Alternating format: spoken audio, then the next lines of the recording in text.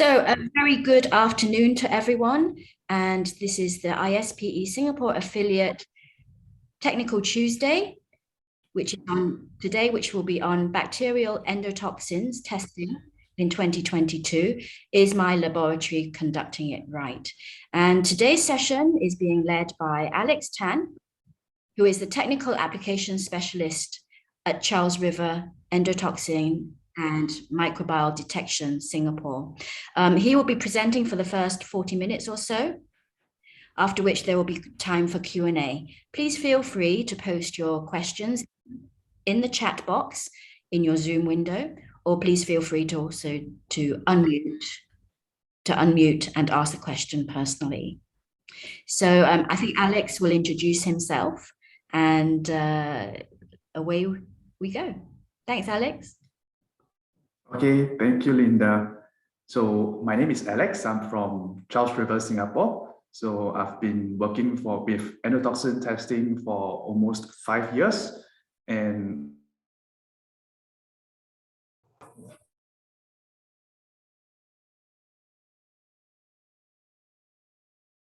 Alex, you're on mute.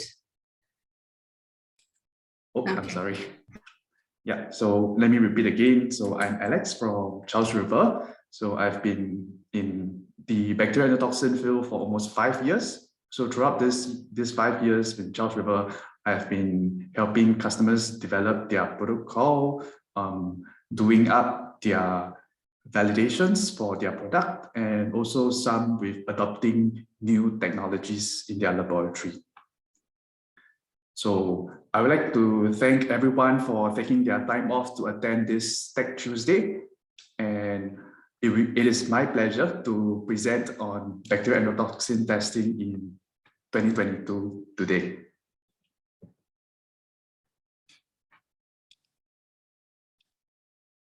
So I would like to begin my presentation with a poll. So I think Christina has pulled up a poll. The question is, which BET or bacterial endotoxin test detection method are you using in your laboratory? So I know that there are several labs that use multiple technologies, so you can choose the technology that applies that you're using in your laboratory.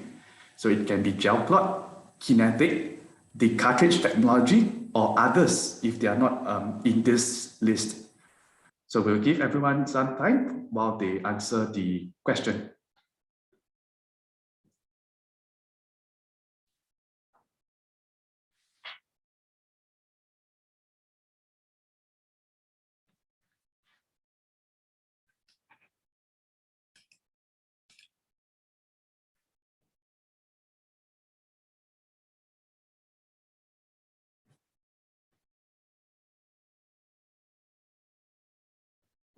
Oh, that's a very interesting answer that we have. So we can see that a majority of the attendees, we are still on gel plot, which is like 78% of them, and kinetic. So we also have a handful of cartridge technologies among us. So it is good to know that the users that are attending today's presentation. So let me move on. The different methods. So in the compendial chapter, USP 85, chapter for bacterial endotoxin test, so we can mainly split into two main methods. So the gel plot, which provides qualitative or a semi-quantitative results. So this method is really a more than or less than, yes or no method. So the other is the photometric technique. So in the photometric technique, we have the endpoint, we have the kinetic, which falls for the turbidimetric method or the chromogenic method. We also have the cartridge, which uses the chromogenic technology. So all photometric methods are quantitative, so which means they give a value of endotoxin if present in your sample. So now I would like to move on to the next poll. So Christina should be pulling up this poll. So what are your concerns with your LAL testing? data integrity? Is it human errors that are occurring? The ability to trend data? Or is it because of invalid assays and OS investigations? Or perhaps automation potential? Maybe you have others that you are of concerns that are not written here.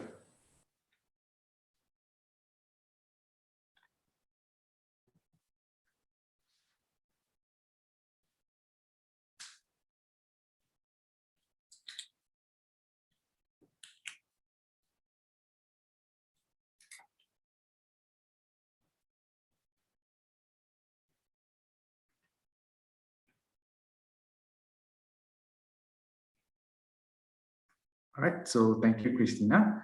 So we can see that most of the concerns are pretty much on invalid assays and OS investigations. So we will look at that, in a few slides later. So I can also see that, we have concerns with data integrity. We also have concerns with human errors and the ability to trend data. So I see that some answered others. So perhaps if you have chosen others, perhaps you can write in the chat box. So I will look at it at the end of the presentation on what kind of concerns besides these options that you have, because in this multiple choice questions, we cannot put sort of like an open-ended answer. So otherwise, let me move on. So the first topic that I want to cover is data integrity and human error. So before I begin the topics, I assume that most of us have some basic or fundamental understanding on bacterial endotoxin test. And the topics that I am going to cover are in brief, as it will probably take a full day workshop to cover everything in detail. So without further ado, let us continue. So when data integrity is concerned, so breaches usually occurs when there is a form of motivation, opportunity, or rationalization. In the context of microbiological tests, the challenges for data integrity mainly stems from methods are manual and may rely on experience, training, and ethics of the microbiologists, or perhaps the method allowing for subjectivity and variable interpretation. Or maybe the methods cannot be fully automated. So mostly, data integrity breaches occur from a rise in opportunity, but not because an analyst sees one. Rather, the test method itself is setting up the analyst for failure.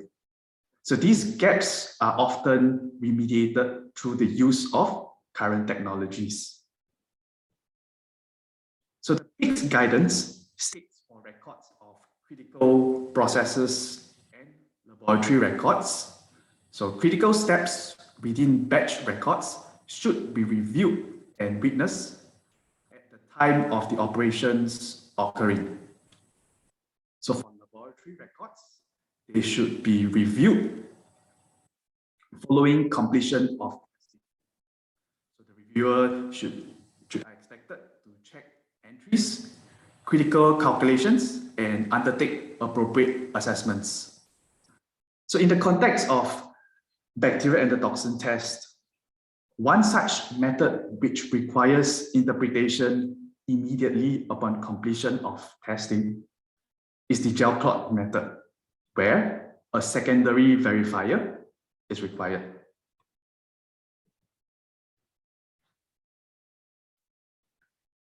So here is an example of how data integrity breach can occur when we perform the gel clot test. So on the right side, we can see that this is a picture of our gel clot test. A clot forms and is firm. So this is a very straightforward positive. So in our gel clot, most of us that have performed gel clot, we write a plus in validation. And here on the right hand side is so you can see that this looks a bit like, this is like a watery. So there is no, it's a very clear cut that there is no clot. So usually what we write down is minus or negative in our raw data sheet. So the thing with gel clot is, okay, imagine this scenario on the left. Your clot forms, it has firmness, but it slides down after 5 seconds. Or maybe slides down after 2 seconds or after 10 seconds. So, but there is still a clot, you know. So would you say that it is a positive or a negative? Okay, so the analysts, me, myself, and probably my verifier might have differing opinions.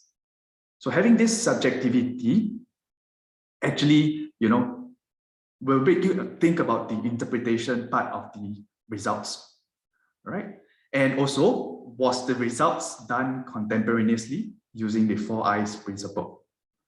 So the question that comes to mind when we relate to data integrity for the gel clot is, how can you prove that a manual assay with no audit trail was performed, that the data is complete, contemporaneous, accurate, and free of falsification?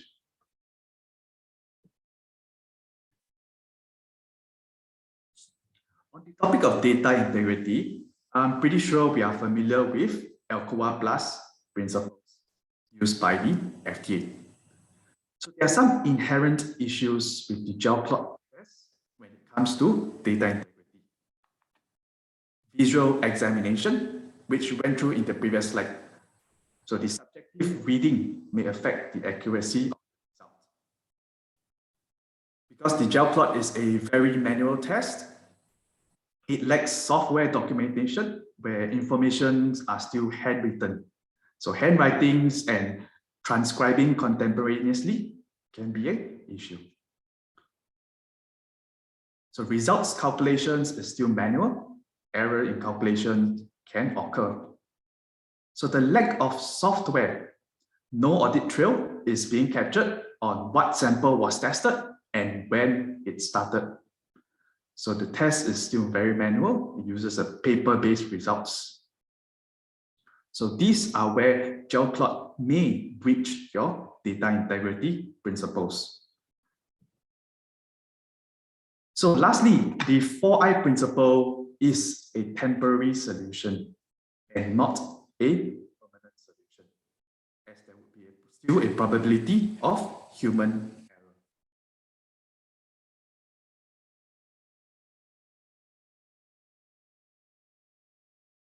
So here are some examples of FDA warning letters relating to the gel clot test.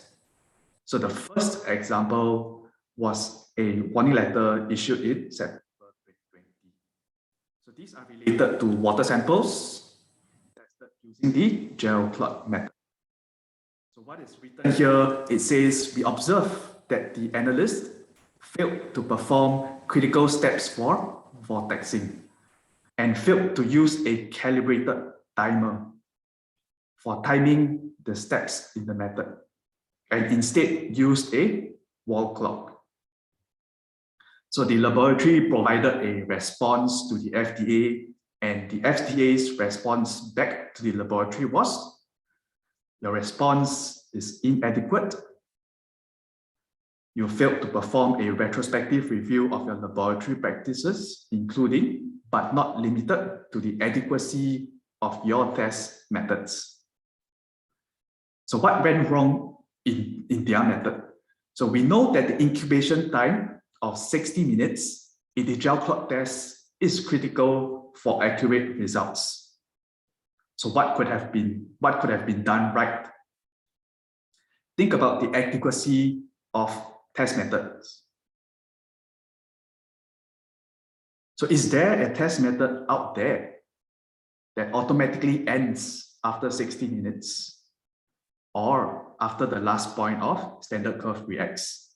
So this negates the use of a calibrated timer to time your incubation step. So the next example here is dated on 2018. So what it states here is, failed to demonstrate a 180-degree inversion of tubes and lacked documentation. So what could have been done better in this case? Could we remove the inversion of tubes from the test? Could we incorporate software into the bacterial endotoxin test to improve our documentation? So besides data integrity, trending is also becoming an expectation of regulatory agencies. So let's see what they say. So in the upcoming EU GMP Annex 1 draft, under Section 6 for utilities, so trending has been mentioned several times in 6.4, 6.13, and 6.14. So trending allows you to have an overview and maintenance of your system's health. With an ongoing monitoring system, it allows you to set an alert level so that you're able to rectify the issue before an out of specification occurs. So what EMA says on the Q&A on production of water for injections by non-distillation methods.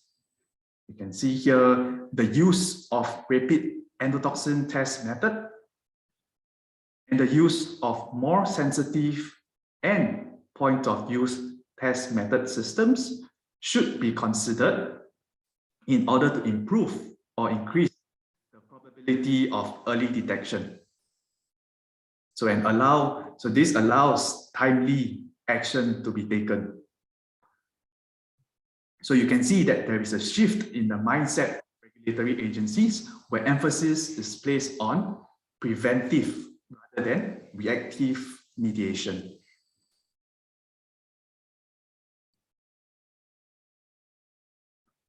Now let's look at trending when it comes to bacterial endotoxin test. So this sample has an endotoxin limit of 1 EU per mil, an alert limit of 0.5 EU per mil, and an action limit at 0.9 EU per mil. So we can see the system is going out of control here. But look at the gel plot data at the top. So as a gel plot user, you find no issue with your product all the way to day 12. All is negative, negative, negative. So but what happens on day 13? So it went out of specification. So by then, it is too late. Products cannot be released. So on the kinetic method, you can see for the kinetic method, the increase in endotoxin could be picked up as early as day 6 or 8. So a remediation step can be done to prevent the product from going into specification. So was using the gel plot test a period of blissful ignorance since it's always negative for day 1 to day 12.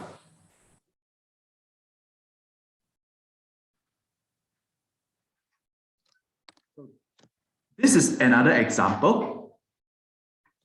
So the product went out of specification on day 6. So using the kinetic method, things could have been done to prevent an out of specification. So with the gel plot, you can see from this example, it is not possible to set an alert level using the gel plot test. So what was done right in the case for kinetic to allow end users to pick up contamination?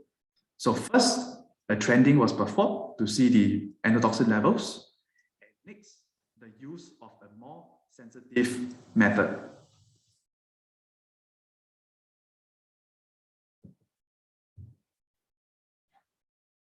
So having went through issues with the gel plot, the kinetic method itself is not free of flaws.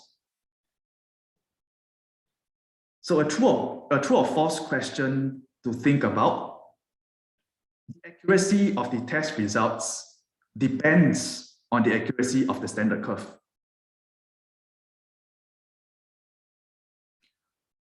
The answer is true, right? Here is an example of a standard curve with a loss in potency.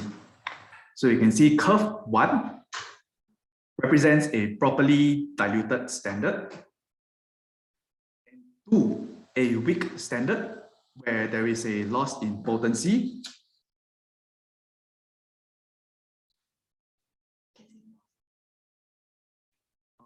I'm sorry. I think there might be. I see that my mic is not very clear. So give me a moment. Let me change my audio output. Thank you, Alex.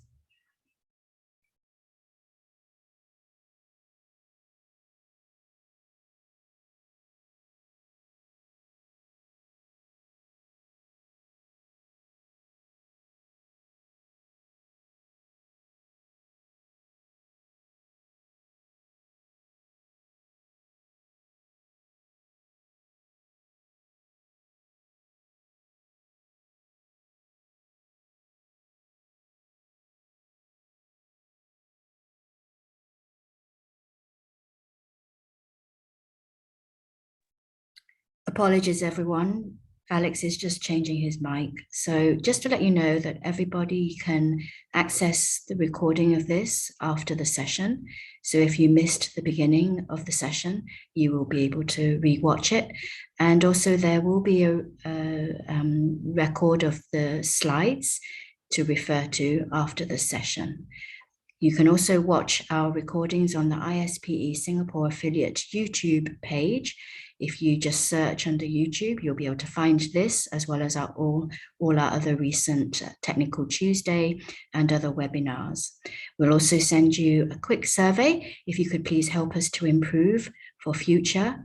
And also if you have any ideas or suggestions for other Technical Tuesdays or other webinar sessions, we'd welcome them, and also any of you who wish to also host a session. So thank you for your patience as Alex tries to get the video audio back. Are you okay, Alex? Could you unmute, please? Yep. That's better. Thank you. Okay. I think I apologize for the technical issue. So let me continue. So this is the example of the standard curve. So 1 represents a properly diluted standard, and 2, a weak standard where there is a loss in potency, and 3, a strong standard caused by contamination.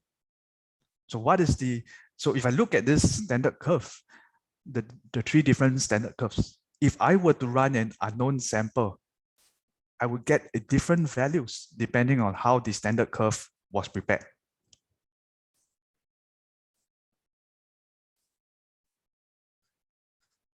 So the next example here is a change in endotoxin dilution potency.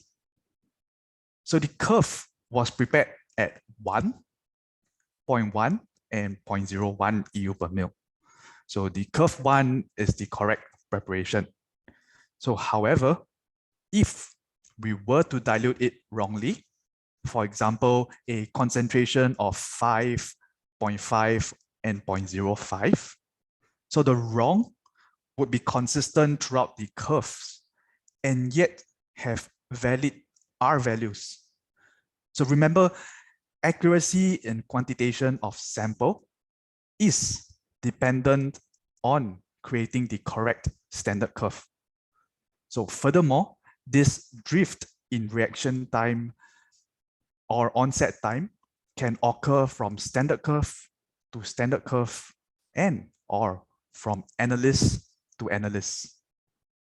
So therefore, besides R value of the standard curve, consider trending your reaction times or onset times, slope, and y-intercept.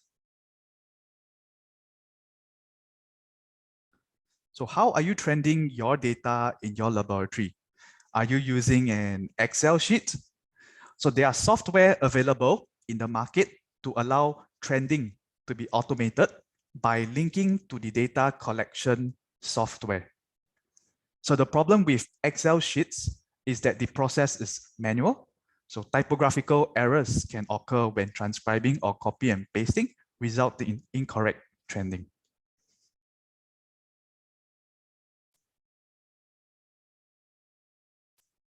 Now let's look at invalid assays and repeats. So what contributes to invalid assays or tests?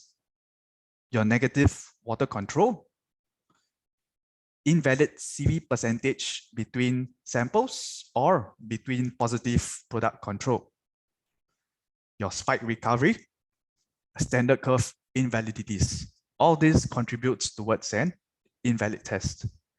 And also the next is what happens when we have an invalid test. We repeat and or in some cases open a laboratory investigation. So this process of invalidity generates unnecessary cost, not only in terms of reagents, but also manpower costs that we don't quantify directly in our laboratory. So when asked, what is the most expensive test?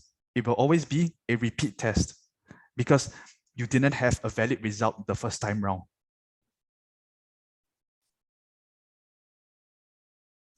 So one of the most common source of invalidities are from consumables.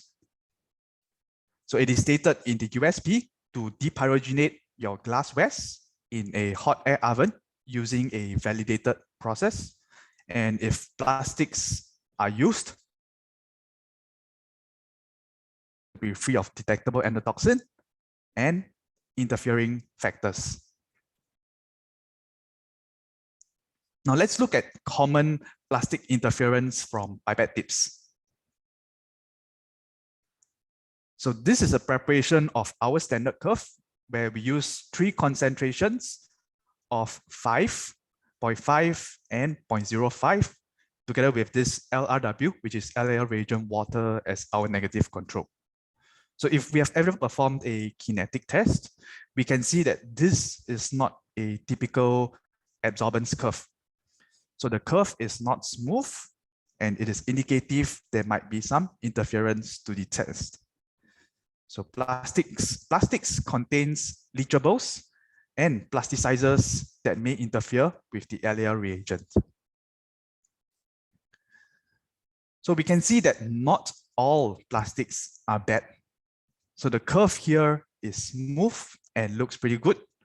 So therefore, when using plastic apparatus, you need to make sure the plastic you are using does not interfere with your test. So one good thing that we can see here from the kinetic test is that we have this OD curve to assess, the performance of your plastic. However, in the case of gel clot, the gel clot method doesn't have a software and it doesn't give me this curve. So how can we detect our interference from the gel clot test? So therefore, the interference will directly interfere with your test results, as though it might look like endotoxin is present, but yet it is not present. It is actually from the interference of the plastics. So these curves are generated using glass pipettes. So glass pipettes are the gold standard in our bacterial endotoxin test, as they are inert material and would not cause interference to the test.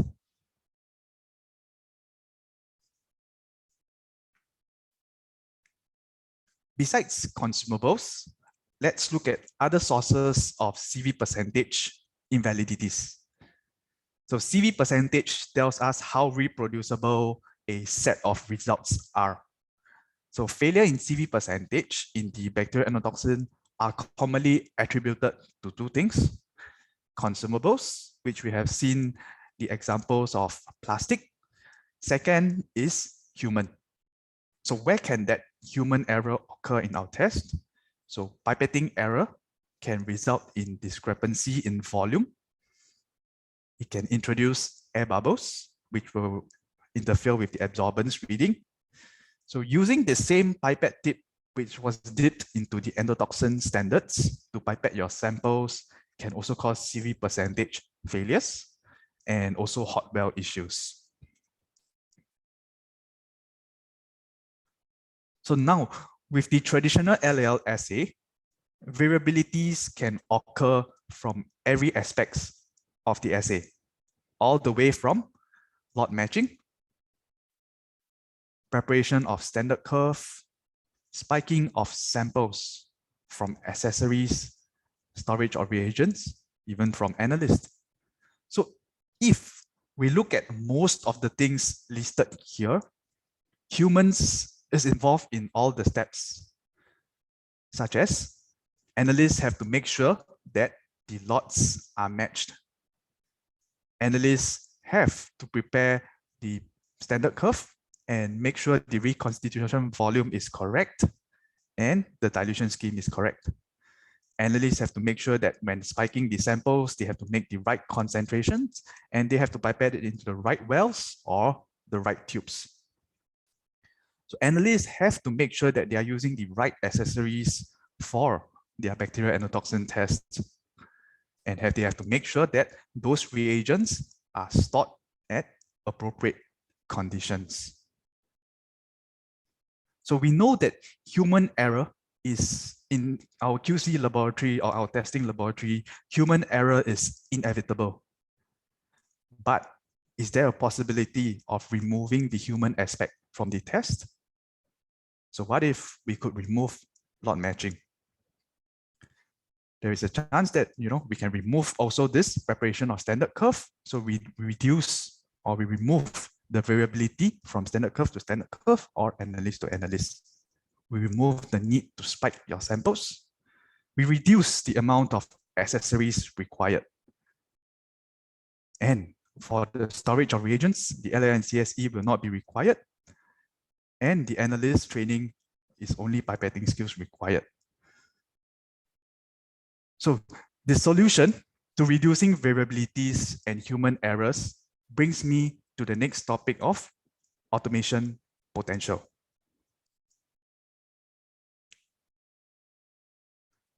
So the Cartridge technology, as some of you might be familiar, some not. So I will not go into detail of how the cartridge works, but rather how the Cartridge technology can remove some of the critical steps that involves analyst preparation. So the Cartridge technology uses an archive standard curve. So this negates the variability from day-to-day preparation and potential dilution error. Positive product controls and reagents are lyophilized and pre-filled into the cartridges, removing the need to prepare or store these reagents. So the runtime of the test assay is reduced to as low as 15 minutes per sample. So many of the microbiologists I have seen in the field are degree holders. And I'm pretty sure companies don't hire microbiologists just to perform repetitive tests day after day. So the value of the microbiologist lies in their knowledge of microtesting, which could be put to better use for value-added activities rather than routine testing that takes hours.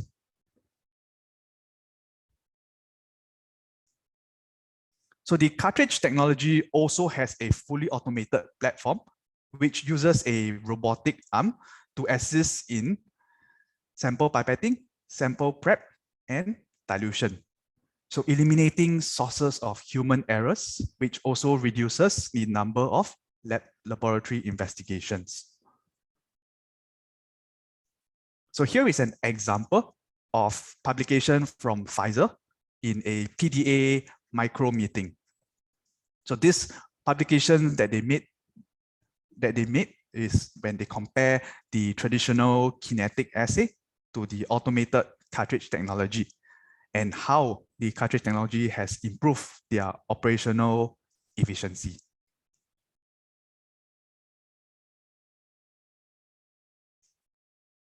So which brings me to my concluding remarks. It is human nature to want to do a good job. And many times data integrity breaches from humans are unintentional.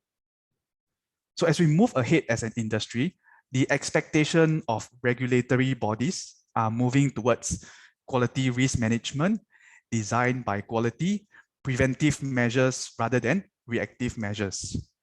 And one of the ways that we can incorporate this into our testings are using current technologies. Technologies that enables us to prevent and remove errors from the test. So here is an overview of the different testing methods in a snapshot. So for the gel clot and the kinetic method, the involvement of analysts or microbiologists is medium to high. So by reducing this, we would allow more value-added work to be done in the laboratory. So the standard curve preparation. So remember how quantitation of results rely on how robust your standard curves are prepared. So removing the daily prep or standard curve may potentially remove variabilities from the test and also human errors. Lastly, the importance of trending and automation to ensure your system is in a state of control and to prevent out of specification to occur. So rather than a reactive action, and the potential to automate tests can drastically reduce human errors in the laboratory. So the end goal in our QC laboratory should be working towards an error-proofing testing method.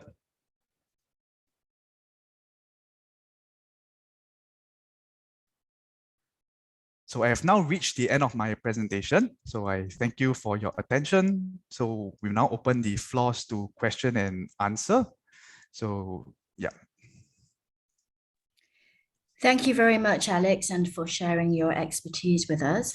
I'd like to encourage everyone to please either unmute and ask questions or post them in the chat box in your Zoom window at the bottom. We have a question to start with from Nurul Azmira Abdul Rahman.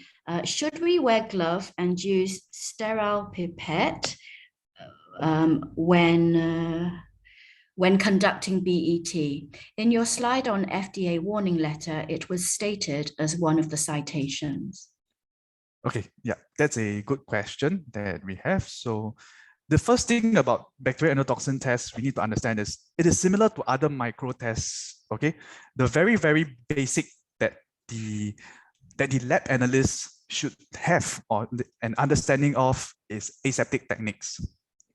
So aseptic techniques, which means you have to wear proper personal protective equipment. So which means your lab coat, lab goggles, and glove. So is glove required? Yes. Also, besides, endotoxins can be found everywhere. So, I did not include this in my slide, so I'll just probably give a very brief background. So endotoxins comes from gram-negative bacteria. So gram-negative bacteria can grow anywhere. So in virtually every environment, we will find a gram-negative bacteria. So anywhere we can find a gram-negative bacteria, we would expect endotoxin to be present. So should we wear glove? Yes. And the next question is using sterile pipette when conducting BET. So the thing to consider here is, remember just now we went through a slide on consumables, where if using plastic pipette tips, you need to make sure that your pipette tips are tested to be free of detectable endotoxin and free of interfering factors. So the thing is, you have to assess your plastic pipette tips. So whether it is suitable. If your plastic pipette tips is not tested, then you would have to test your plastic pipette tips to make sure it is suitable for your bacterial endotoxin test. I hope that answers your question. Thank you. So if there's no other questions, I want to thank everybody for joining us this afternoon and to look forward to seeing you again in the near future. And thank you very much again, Alex, for taking the time. Thank you, Linda. Thank you, Christina. And thank you, everyone. So the last thing that I have is, if you have any topics that you want to cover on bacterial endotoxin test, you can always write in to us. So I've given my email our email in the slides. So if not, otherwise, thank you everyone for taking your time off. And I thank you, ISP, for giving me this opportunity to present. You're very welcome. Thank you all and have a great evening. Thank you, Alex. Thanks, everyone. Bye-bye. Bye.